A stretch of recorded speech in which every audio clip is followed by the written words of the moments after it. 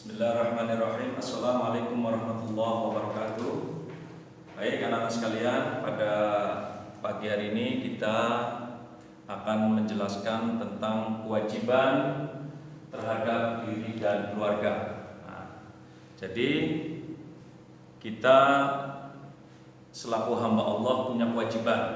Sebelum kita melakukan kewajiban terhadap orang lain, kita harus melakukan kewajiban terhadap diri sendiri. Ibda binafsi, mulai dari diri sendiri.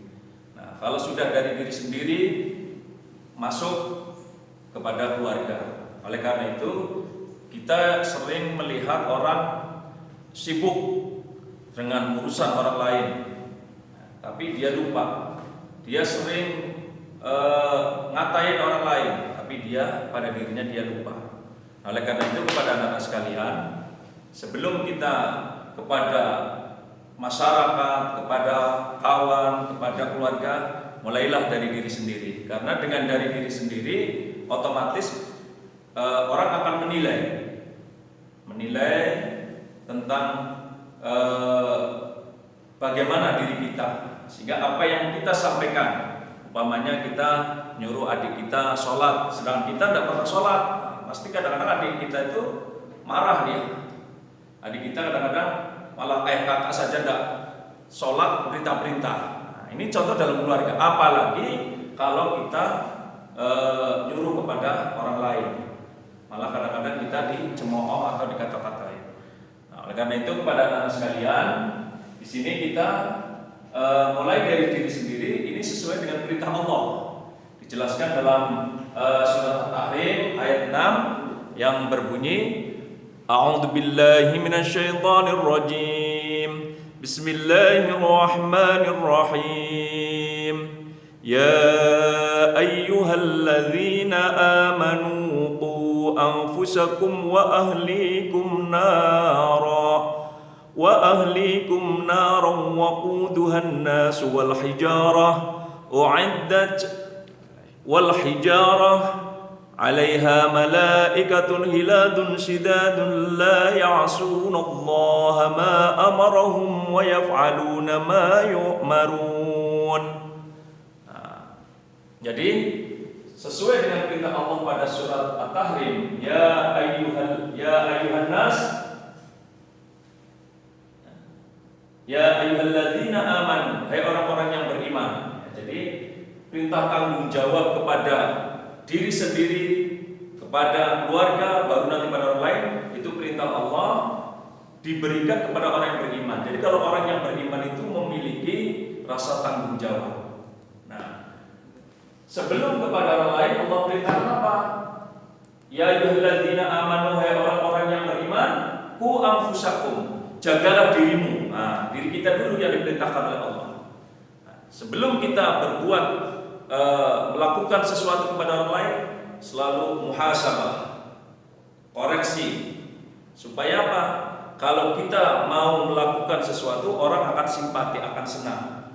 Sebab apa anak-anak sekalian, dari perbuatan tingkah laku kita, rasa tanggung jawab diri kita, maka itu menjadi nilai bagi orang lain untuk mengikuti apa yang akan kita sampaikan atau kita perintahkan.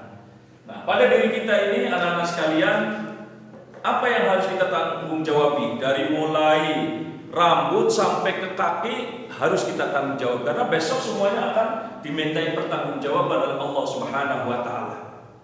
Nah, ini anak-anak sekalian. Jadi mata kita gunakan, kita bertanggung jawab terhadap mata kita. Dari mulai rambut di atas kepala. Kepala ini tempatnya alat berpikir, akal. Jadi dengan kepala besok akan diminta pertanggungjawaban. Pikiran kita, apakah selalu jelek? Pikiran kita apakah selalu tidak baik? Apakah baik? Apakah pikiran kita selalu memberikan hal yang bermanfaat? Nah, ini besok diminta pertanggungjawaban. Maka sebelum diminta pertanggungjawaban, bertanggung jawablah dari kepala kita mulai. Kalau kita sudah berpikiran yang baik, mau berbuat yang baik, insya Allah. Yang kedua, dari diri kita, mata kita gunakan untuk melihat yang baik, melihat yang diridhoi oleh Allah, melihat yang diperintahkan oleh Rasulullah. Ya. Jadi jangan sampai mata kita digunakan untuk hal-hal yang bersifat dapat turunnya murka Allah kepada kita. Makanya anak sekalian, sebagai informasi, sesungguhnya penyakit-penyakit itu adalah kifarat akan dosa-dosanya. Nah, umpamanya sakit mata, nah ini mungkin mata kita lagi banyak dosa, sehingga ditegur dengan sakit tadi, supaya kita diingatkan. Mungkin mata kita kurang melihat Al-Quran, mungkin kurang melihat pengajian-pengajian ceramah umpamanya. Nah, ini anak-anak sekalian. Jadi mulai dari kepala berpikiran yang baik, mata kita gunakan untuk hal yang baik. Kuping, nah kita bertanggung jawab dulu pada kuping kita. Kuping digunakan untuk hal-hal yang baik juga, digunakan untuk mendengar yang positif, digunakan untuk mendengar yang bisa memberikan manfaat. Kalau kiranya tidak baik, tinggalkan. Maka ada pepatah apa? Masuk kuping kanan, keluar kuping kiri. Nah, ini orang yang tidak mau menggunakan kupingnya atau telinganya untuk hal-hal yang baik. Nah, itu anak-anak sekalian. Jadi setelah kuping, hidung, mulut, ya, untuk kaulan karimah, untuk berkata yang bagus, auliasmut, kalau tidak bisa diam. Nah, itu mulut kita. Dan besok dijelaskan salah satu dalam surat Yasin itu akan dikunci mulut kita itu, ya. Jadi besok semua dimintai pertanggungjawaban oleh Allah, kecuali mulut yang tidak dimintai pertanggungjawaban oleh Allah. Karena apa? Terkunci. Sebab apa? Salamatul insan fi hifdzil lisan. Keselamatan manusia itu terletak pada lidahnya. Nah, lidah ini anak-anak sekalian itu tempatnya kasarnya ngomong bohong. Coba anak-anak bayangkan, lagi kaki saja anak-anak sekalian, yang ada orang nyebut mata kaki, belum lagi ada tulangnya yang besar, itu saja sering terprosok, keselis, ya, sering kesandung. Nah, ini padahal kaki ada matanya, ada tulang, apalagi lisan kita. Tulang tidak ada, mata tidak ada, kayak apa bahaya. Maka kata Nabi, salamatul insan fi hifdzil lisan. Keselamatan manusia terletak pada lidah. Nah, oleh karena itu kita bertanggung jawab kepada lidah kita, anggota tubuh kita. Gunakan untuk zikir, untuk baca Quran. Nah, jangan sampai anak-anak madrasah tidak bisa baca Quran, naudzubillah min dzalik. Nah, karena apa? Besok yang bakal ditanya, ya, di akhirat itu bukan bahasa Inggris, bukan matematika. Wa ma imamuka, ya, apa imamu? Maka kita jawab Al-Quran. Makanya jangan sampai anak-anak sekalian lisannya tidak pernah untuk membaca Al-Quran, naudzubillah. Jadi kepada anak sekalian, tanggung jawablah lisan kita untuk ngomong yang baik, yang sopan dengan guru, dengan orang tua, ya. Jangan sampai dengan orang tua mentah, tutur katanya lembut, ya. Makanya kata Nabi, qaulan karimah. Man kana yu'minuna billahi wal yaumil akhir falyaqul khairan aw liyasmut.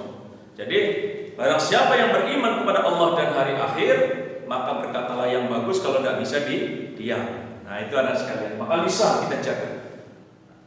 Sehingga dengan kita sering mengucapkan lisan, mengucapkan hal yang baik dengan lisan, anak-anak sekalian, insya Allah, ya, kita akan diberi kehusnul khotimah, diberi istiqomah. Sebagai contoh gini, umpamanya anak-anak karena biasa zikir, biasa mengucap subhanallah, kalau ada musibah innalillahi, kalau apalagi kalau ada petir subhanallah. Maka dikala ada hal-hal semacam itu tanpa adanya perintah, itu secara respon, secara otomatis lisan kita akan mengucap kalimat thayyibah tersebut. Contoh umpamanya lagi jalan-jalan kesandung kakinya, pasti innalillahi. Nah, itu contohnya. Atau ada dikejutin sama kawan, subhanallah. Ini karena apa? Lisan kita biasa zikir tadi anak-anak sekalian. Berbeda dengan orang-orang yang tidak pernah berzikir lisannya. Lisan yang tidak pernah untuk berbuat yang baik, ya. Ngomongnya lahok dalam kalimat lahok itu kalimat yang tidak diridhoi oleh Allah, seperti ngomong-ngomong binatang, ngomong-ngomong yang kotor, ya, umpamanya anak-anak sekalian. Nah, itu bisa menjadikan lisan kita ini menjadi lisan yang tidak diridhoi Allah, sehingga naudzubillah besok pada kita meninggal, ya, jadi dalam hadis innamal a'malu bil khawatim, ya. Sesungguhnya amal kita ini tergantung pada akhirnya. Kalau kita tidak pernah ngomong yang bagus, ngomongnya jelek, kotor dan lain sebagainya, maka dikala kita sakaratul maut, insya Allah anak-anak sekalian, payah kita akan mengucapkan kalimat thayyibah tersebut, ya. Karena apa anak-anak sekalian? Yaitu tadi, karena kita tidak pernah istiqomah walaupun sedikit, walaupun cuma 1 ayat, 2 ayat, ayo lisan kita tanggung jawabi dengan banyak-banyak berzikir, banyak-banyak baca Quran. Tangan kita gunakan untuk nolong. Makanya kata Nabi, anak-anak sekalian, beliau berpesan gini, kun kal yadain wala takun kal udunaini. Jadilah kamu seperti kedua belah tangan, jangan jadi seperti kedua belah kuping. Wah Pak, ngapa Nabi nyontohkan kok anggota tubuh kita? Nah, kita tidak sadar anak-anak sekalian. Coba anak-anak renungkan, ya, berkenaan dengan anggota tubuh kita. Kita contohkan tangan. Tangan digunakan untuk apa? Untuk nolong, ya. Untuk memberi, untuk membantu. Dia tidak irinan, dia tidak dengki, senangnya nolong. Biar dari atas sampai ke bawah semua ditolong. Biar yang bersih maupun yang kotor ditolong oleh tangan. Coba anak-anak pernah enggak? Anak-anak itu kalau cebok pakai kaki, nah itu kan enggak pernah pakai tangan. Anak-anak umpamanya punggungnya gatal, apa garuknya pakai kaki atau pakai mulut, pasti pakai tangan. Dan tangan ini kalau mau nolong betul-betul nolong. Kalau dia tidak sanggup, dia cari pakai alat lah, bantu dia. Umpama udah nyampe di punggung, nah dia cari kayu atau apa untuk garuk di punggung tadi. Nah ini contohnya tangan. Dia tidak iri, tidak dengki, saling assalamualaikum, sapa tegur, tidak sombong. Beda dengan kuping. Nah, udunain. Kuping ini sombong dia, sama-sama satu keluarga besar, man 3, kelas 12 ini, tapi tidak mau teguran, sama-sama di kepala tapi dapat teguran kuping ini, masya Allah, naudzubillah. Kuping sifatnya irinan, coba yang perempuan, ya, kalau yang kanan pakai anting, yang kiri pakai anting, tidak mau kalah. Yang kiri antingnya panjang, yang kanan mau panjang juga. Nah ini contohnya anak-anak sekalian. Artinya apa anak-anak sekalian? Kita bertanggung jawab, kedua belah tangan kita digunakan untuk tolong menolong. Yadaini syahiyun, tangan yang senang memberi, senang membantu, senang menolong. Nah ini kepada anak-anak sekalian. Terus itu perut, kita tanggung jawab juga. Dengan jalan apa Pak? Mari anak-anak sekalian gunakan untuk isi perut kita ini dengan makanan-makanan yang halal. Jangan nyuri, ya. Jangan menipu. Kalau kita mau beli makanan, mau cari duit, nah, ibarat pepatah, lebih baik makan ubi dalam kenyataan daripada makan roti dalam hayalan. Sebab apa anak sekalian? Kita kepengin yang lebih-lebih tapi ngambilnya dari yang haram. Tidak ada diada-adai, naudzubillah. Lebih baik biar sedikit asal berkah. Maka cara kita mencari rezeki, Allah dan Rasulnya menyuruh dengan jalan apa? Halalan thayyiban mubarakan katsiran, cari rezeki. Halal dulu, ya. Terus halalan thayyiban yang baik, sudah baik berkah. Terus baru katsiran, baru cari yang banyak. Nah ini perlu. Setelah itu anak sekalian apa? Kaki. Sebelum kaki, di atas kaki ada kemaluan. Nah ini juga dijaga. Jangan diumbar, jangan digunakan yang tidak diridhoi Allah, berzina dan lain sebagainya. Naudzubillah, ya. Jangan sampai 40 hari ibadah kita, sholat kita tidak diterima oleh Allah sebelum taubat. Ini akibat berzina, maka dijaga. Setelah kemaluan kita, kaki. Nah, kaki ini kita gunakan melangkah yang baik. Contohnya ke sekolah. Jangan sampai dari rumah sekolah, niatnya sekolah, pakai baju sekolah, begitu melangkah, tidak nyampe sekolah, malah nongkrong tidak karuan. Nah ini sering Pak Guru lihat ini, yang kayak gitu. Jadi kepada anak-anak sekalian, ya,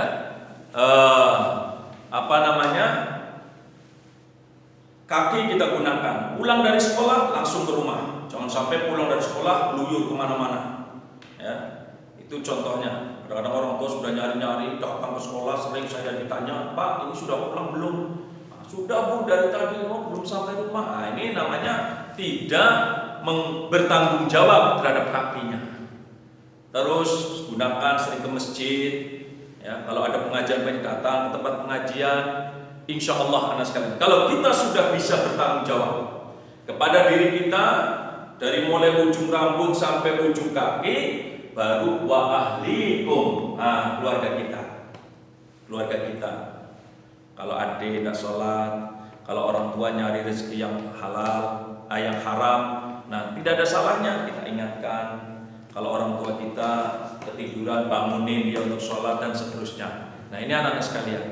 Oleh karena itu kepada anak sekalian, setelah kita bertanggung jawab pada diri kita, baru wa ahlikum. Ahli ini terutama keluarga, sanak famili, baru tetangga di sekitarnya. Nah, wa ahlikum naro, neraka. Neraka ini anak sekalian dijelaskan oleh Allah, waquduhan nas wal hijarah. Bahan bakarnya dari api neraka. Alhamdulillah sekali. Ya. Terus penjaganya malaikat-malaikat yang sangat Syidadun, Biladun, ya. Malaikatnya kasar. Tapi anak sekalian, dalam satu riwayat, kalau kita orang yang husnul khotimah, ya malaikat akan menyerupai dengan kalau yang meninggal laki-laki ya menyerupai perempuan yang cantik, yang menyenangkan. Yang meninggal perempuan menampakkan mungkin pemuda yang gagah yang bisa menyenangkan dan lain sebagainya. Inilah kewajiban terhadap diri dan keluarga. Jadi kesimpulannya kepada anak sekalian, mari dengan kita mempelajari surat At-Tahrim, kita disuruh untuk berkewajiban bertanggung jawab terhadap diri kita dan keluarga.